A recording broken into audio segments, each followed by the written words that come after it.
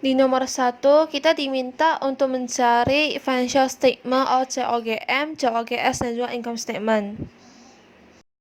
Untuk membahas statement of COGM, kita sebelumnya harus mendetermine seberapa banyak direct material, direct labor, dan juga overhead kita yang telah kita keluarkan untuk menghasilkan suatu produk tersebut. Dan untuk direct material, kita di sana bisa lihat adanya beginning inventory direct material. Lalu sana kita adanya terjadinya pembelian dan juga adanya ending inventory of direct material. Setelah itu kita akan mencari berapa banyak direct material kita keluarkan untuk memproduksi barang tersebut. Untuk direct labor, kita tinggal langsung menggunakan direct labor yang tertera di soal ini aja. Dan untuk overhead, kita akan mencari overhead, yaitu biaya-biaya lain selain direct material sama direct labor, dan dimana digunakan untuk menghasilkan produk tersebut. Dan di sini kita akan menggunakan biaya-biaya yang dimana ada hubungan dengan pabrik tersebut, seperti depreciation expense, indirect material, supervisor expense, dan juga utilization expense. Setelah itu, kita akan menambahkannya dengan beginning balance work in process dan akan menguranginya dengan ending work in process. Setelah itu, kita akan mendapatkan nilai COGM kita. Sekarang kita akan mulai menghitung statement of COGM bagian awalnya, yaitu dimana kita akan mencari berapa banyak direct material telah kita gunakan untuk memproduksi barang tersebut. Mula-mula kita akan mencari total berapa material tersedia pada bulan tersebut dengan menambahkan beginning inventory kita dengan pembelian kita pada bulan tersebut. Setelah itu, kita akan mendapatkan total material yang tersedia pada bulan tersebut. Setelah itu, kita akan mengurangi material yang tersisa pada bulan tersebut, sehingga kita akan mendapatkan berapa material yang telah kita gunakan untuk memproduksi barang tersebut. Setelah itu, kita akan melanjutkannya ke direct labor. Dan untuk direct labor, kita tinggal mengisikan nominal yang tersedia pada soal, yaitu sebesar 350.000. Dan overhead, kita akan menotalinnya semua yang tadi saya sebutkan tadi. Dan total overhead tersebut adalah 493. Nah, ketiga ini kita akan totalin dengan mendapatkan 1.143.000 yang merupakan total of cost of manufacturing kita ini. Dan setelah itu, kita akan menambahkannya dengan beginning work in process dan ending work in process,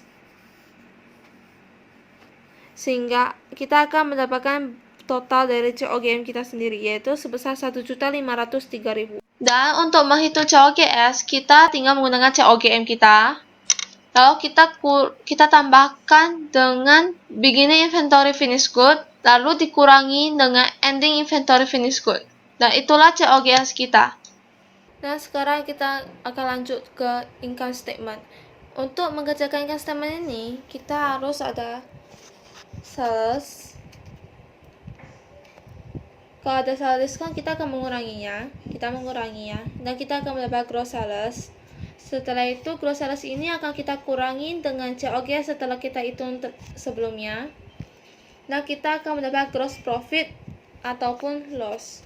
Dan sini kita bisa lihat kalau kita pada bulan ini Queen Company loss dalam income statement-nya. Dan lalu kita akan mengurangi dengan expense yang belum kita catat yang terdapat dalam soal itu. Nah, setelah kita catat, nah kita totalin semuanya.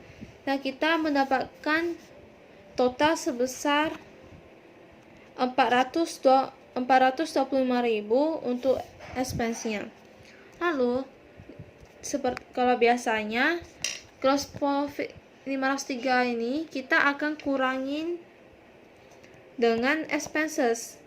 Karena kondisi sekarang adalah loss, sehingga kita menambahkannya 503 dikurang dengan ditambah dengan 425, sehingga Queen Company ini mengalami kerugian sebesar 928.000. Dan sampai sinilah nomor 1. Oke, di sini di nomor 2 kita diminta untuk mencari overhead cost per unit yang menggunakan plan wide rate, di mana activity-nya kita menggunakan machine hour. Jadi, untuk sebelum menghitung overhead cost per unit ini, kita harus mencari overhead rate-nya, di mana dengan membagikan total overhead cost di sini terdapat 1.080.000 dan dibagi dengan total activity yang diminta. Karena di sini kita diminta machine hour, maka kita akan totalin 20.000 ditambah 200.000. Setelah dapat kedua ini, kita akan bagikan mereka berdua. Dan kita mendapat $4,91. Setelah itu, kita akan kalikan overhead rate ke machine hour model masing-masing. Sehingga 4,91 dikali dengan 20.000. Dan di sini juga sama, 4,91 dikali dengan 200.000. Dan hasilnya adalah, dan totalnya ini akan dibagikan dengan unit yang diproduksi setiap model. Dan di sini kita bisa lihat ada 25.000 dan juga 200.000. Lalu kita akan membagikannya. Sehingga untuk jawaban 2A masing-masing overhead cost per unitnya untuk setiap produk itu adalah $3,93 untuk model X dan dengan model Y sebesar $4,91. Nah, sekarang kita akan lanjut ke 2B. Dan 2B sini kita diminta untuk mencari berdasarkan activity based costing. Sehingga setiap activity kita harus menghitungkan predetermined overhead rate-nya. Untuk setup, budgetingnya sebesar 400.000. Dan setup sini kita akan menggunakan production runs, sehingga total production runs ini adalah sebesar 100. Totalnya sebesar 100. Lalu kita akan bagikannya. Tadinya $4.000 untuk setup. Dan untuk inspection, budget cost-nya sebesar 110.000. Dan inspection hours-nya itu sebesar totalnya 2.000. Jadi overhead rate untuk inspection sebesar $55. Dan machining budgetnya sebesar 420.000, kita akan bagikan dengan machine hours sebesar 220.000. Sama juga seperti step sebelumnya, kita akan bagikan dan mendapatkan hasil sebesar $1,91. Dan terakhirnya maintenance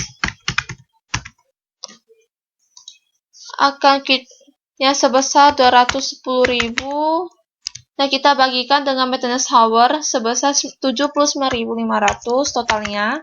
Lalu kita lakukan lagi hal yang sama, kita bagikan dan kita akan mendapatkan hasil sebesar $2,64 untuk overhead rate-nya maintenance.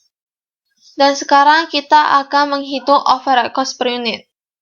Karena kita menggunakan activity based costing, sehingga dalam perhitungan ini kita harus menggunakan semua activity-nya. Karena kita mau melihat dalam satu activity berapa banyak yang telah digunakan oleh masing-masing model. Oke, cara sama juga seperti plan Y, yaitu kita mengkalikan overhead rate sama berapa banyaknya range ataupun waktu yang digunakan oleh setiap model ini. Yang pertama setup, kita sudah menghitungnya. Kalau overhead-nya adalah 4000, yang kita ketik di sini 4000. Lalu karena activity kita itu berdasarkan production runs, jadi kita bisa melihat kalau di model X dia menggunakan 40 runs. Lalu kita kalikan dan kita akan mencari untuk model Y, dan di mana dia memakan 60.000. Dan selanjutnya kita lanjut ke inspection. Kalau inspection sama juga seperti di atas, menggunakan override terlebih dahulu, baru kita lihat inspection. Kita menggunakan inspection hours, dia menggunakan 500. Kita kalikan, sama juga kita kalikan. Ini juga kita menggunakan override by machining. Machining hours yang digunakan model X sebesar 20.000. Kita lakukan sampai seterusnya. Setelah kita mendapatkan porsi-porsinya, mari kita totalkan. Setelah itu kita inputkan unit kita, yaitu 25.000 sama 200.000. Baru kita bagikan. Sehingga kita bisa lihat untuk model X, OH per unitnya itu sebesar $10,03. Dan model Y dia menggunakan $4,45. Dan sekarang kita lanjut ke nomor 3. Dan nomor 3 ini kita diminta untuk mencari cost behavior. Dan sini mari kita lihat. Di 3A kita disuruh determine di mana high point dan low point-nya. Untuk high point kita bisa melihat berdasarkan instant computer output total cost. Nilai yang paling tinggi berada di bulan Mei dengan total 300. Dan biayanya di 4.350. Dan untuk low point kita bisa melihat bahwa angka terkecil yang terdapat di tabel ini merupakan di bulan April dengan total cost 1.250. Di sini kita menggunakan rumus Y sama dengan F ditambah Vx, di mana F di sini adalah fixed cost dan V di sini variabel. Untuk mencari variabel, kita menggunakan rumus high cost. High cost di sini adalah yang di kedua ini dikurang low cost. Low cost-nya yang ini baru dibagi dengan high activity dikurang low activity. Jadi kita di sini bisa lihat kalau cost yang tertinggi di sini adalah 4.350. Lalu kita akan kurangin dengan 1.250 dan kita akan bagi dengan 350 dikurang 95. Dan ini hasil kurangnya. Setelah dikurangin kita bagikan. Sehingga hasilnya adalah V sama 12,16. Lalu, di sini kita substitusikan dengan cost. Boleh pilih antara higher or the highest or the lowest cost. Dan saya memilih untuk menggunakan highest cost yaitu 4.350 sama dengan F ditambah V itu 12,16. Dan konstanta di sini adalah berapa banyak komputer telah diinstal, itu sebanyak 350. Sehingga kita kalikan terlebih dahulu. Jadi 4350 sama dengan F ditambah dengan 4.256. Setelah kita kurangi, kita bisa mendapatkan F sama dengan 4350 dikurang 4256. Kita bisa mendapatkan kalau F sama dengan 94. Dan untuk 3C, kita tinggal menggunakan apa yang telah kita dapatkan dan kita membuat formula Y sama dengan F tambah Vx, yaitu Y-nya tetap kita kosongin. Jadi tetap juga Y sama dengan 94 ditambah 12,16X. Dan inilah jawaban akhirnya. Dan selesai untuk nomor 3. Jadi sekarang kita akan lanjut ke nomor 4, di mana ini adalah soal standar costing. Dan di sini kita diminta untuk mencari price and usage variance, atau rate and efficiency variance. Jadi mari kita mulai dengan direct material. Untuk direct material ini saya menggunakan saya beranggapan kalau ini adalah rumus segitiga terbalik. di mana ini terbagi tiga, yaitu AQ kali AP, AQ kali SP, dan SQ kali SP. Di mana AQ sini adalah angka sebenarnya seberapa banyak material yang telah kita gunakan. Dan untuk AP, dia itu adalah harga sebenarnya untuk membeli barang tersebut. Dan untuk SP di sini adalah harga standar, ada harga prediksi dari perusahaan. Dan untuk SQ adalah itu angka prediksi seberapa banyak material yang perlu kita keluarkan untuk menghasilkan produk tersebut. Untuk AQ kali AP, karena di sini sudah langsung dikasih tahu, kita tinggal langsung ketik 504.000. Tapi untuk mengetahui AP-nya tinggal dibagi aja. 504.000 dibagi dengan 72.000. Itulah hasil AP-nya. Dan untuk AQ sini kita bisa tahu adanya 72.000. Dan untuk SP sini adalah $5. Sehingga kita tinggal 72.000 dikali 5. Nah, ini adalah hasilnya. Dan untuk SQ ke SP, kita kalikan 13.000, jadi kali 6, kali 5. Nah, ini adalah hasilnya. Nah, preferensi ini bilang ada perbedaan antara kedua angka ini, yaitu biasa kita lakukan secara pengurangan. Jadi, mari kita kurangi terlebih dahulu. Sama dengan 144.000. Dan di mana kita akan beri tanda U. U di sini adalah apa yang telah kita budgeting di sini, itu tidak cukup untuk membayari kos sebenarnya. Sehingga kita adalah angkanya U. Dan di sini kita juga akan mencari perbedaan antara mereka berdua, yaitu F. Mengapa begitu?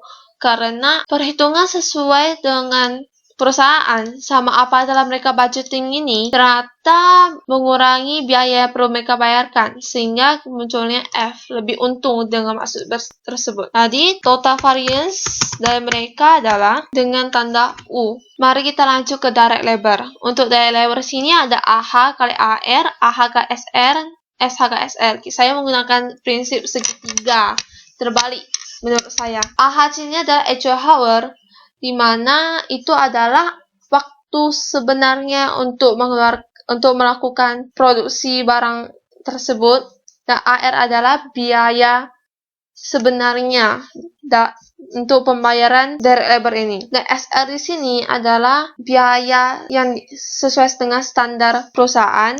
Dan SH ini adalah angka waktu yang diprediksikan oleh perusahaan dalam menghasilkan produk ini. Untuk AH kali AR, kita tinggal langsung aja 198.000. Kalau mencari AR-nya tinggal 198.000 dibagi dengan 18.000.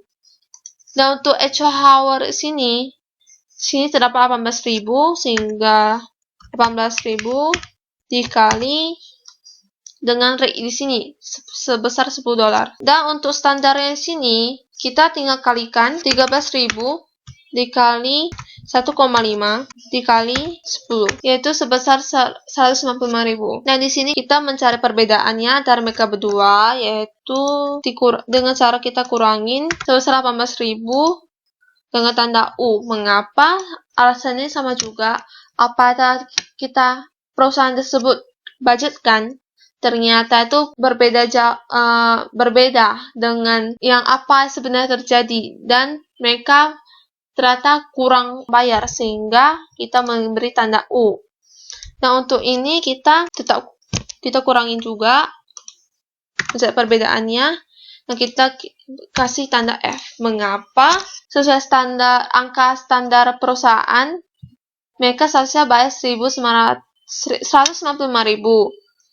Dan mereka budgetingnya cuma 180.000, sehingga itu menghemat uang perusahaan sebesar 15.000. Berdasarkan ini, mereka itu sebenarnya ada kelebihan, keuntungan, sehingga total perbedaan mereka adalah 18.000 ini dikurang dengan tanda U. Jadi sampai sinilah untuk nomor 1, nomor 2. Dan nomor 3 sebenarnya untuk unfavorable, untuk rate variance sama preference aja. Dimana sini kita bisa lihat kalau 504 dibagi dengan 72.000 adalah $7. Dan di sini mereka menggunakan $5 sebagai standard price-nya. Bahwa sebenarnya actual rate $11, mereka menggunakan $10. Karena perbedaan price sama rate ini menyebabkan adanya U. Sehingga kalau saya sebagai seorang manajer, pastinya saya akan update harga sebenar harga yang sesuai dengan pasar. Ya, seharusnya seberapa yang harus kita masukkan untuk perhitungan standar ini, sehingga pastinya adanya pengupdatean data. Dan ini adalah soal terakhir kita yang mengenai dengan job order costing. Di sini kita telah diberikan info-infonya. Dan kita lanjut ke nomor 5.1. Kita diminta untuk mencari predetermined overhead rate based on direct labor cost. Karena kita sendiri belum tahu overhead-nya berapa, maka kita akan menghitung overhead rate-nya berdasarkan data bulan lalu. Yaitu kita membagikan overhead kita yang bulan lalu 1.500 dibagi dengan direct labor cost kita, yaitu 2.700. Untuk kita boleh pilih salah satu ada job B20 atau B22, angkanya pun beda sedikit ataupun sama, dan saya memilih untuk job B20. Lalu kita bagikan, jadi overhead rate-nya adalah 0,56. Dan untuk beginning sini kita tinggal totalin ketiga ini. Untuk job B20 dan job B22 kita totalin ketiga ini. Kita lakukan hal yang sama juga. Dan untuk job B23 tidak ada karena dia baru mulai untuk bulan ini, bulan Agustus. Sehingga kita kasih dia 0 aja. Dan untuk DM, sini tertera 1.800. Dan DL-nya 1.000. Dan OH-nya ini, kita tinggal kali 0,56 dikali 1.000. Dengan hasil 5. Dan kita akan lanjut kerjakan hal yang sama seperti yang di job B20. Lalu setelah mendapatkan semua ini, mari kita totalkan. Setelah mendapat total ini, kita melihat soal sini. Before the end of August, job B20 and B22 were completed and sold.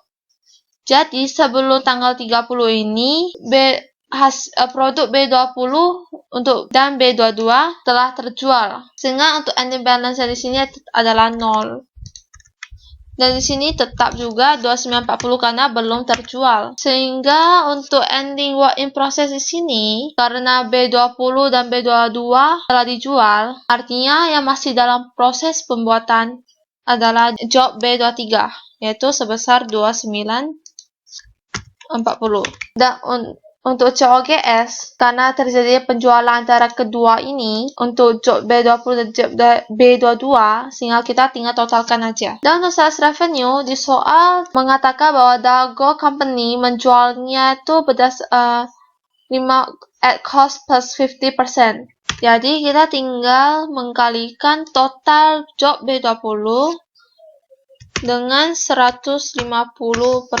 Dan untuk job B22 sama juga, kita totalnya kita kali dengan 150% juga. Dan kedua hasil ini kita totalkan, maka hasilnya ada sales revenue adalah 28719. Dan inilah jawabannya. Dan sampai sini penjelasannya, terima kasih.